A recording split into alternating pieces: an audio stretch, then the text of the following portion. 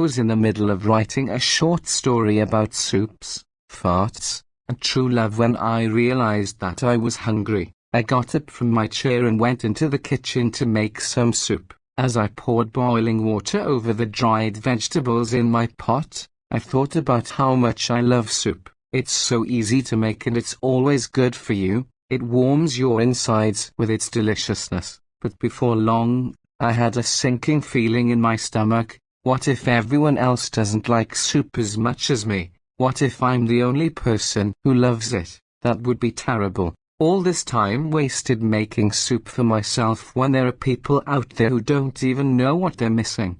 Then again, maybe not everyone else likes soup, but maybe someone does. Maybe there's someone out there who wants to eat all the soup they can get their hands on. Someone who will love my homemade soup just as much as I do. So off went the email. Do you like soup? The response came quickly. Yes. Do you have any?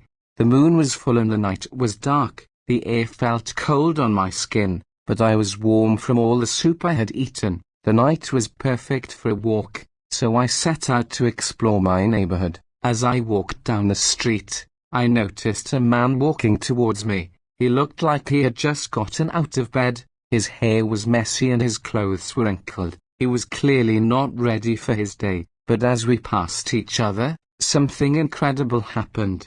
He farted. I was stunned by this amazing moment, so I decided to follow him and see if it would happen again. He walked into a nearby deli and bought himself a cup of coffee. Then he sat down at a table out front and drank it while reading the newspaper. As soon as he finished his drink, another fart escaped from his behind. This time, though, it smelled worse than before. It smelled like stale cheese curds mixed with old gym socks buried under wet leaves after several days in the rain during wintertime when there's been no sunlight for weeks on end, plus some extra stuff that made me want to vomit just thinking about it.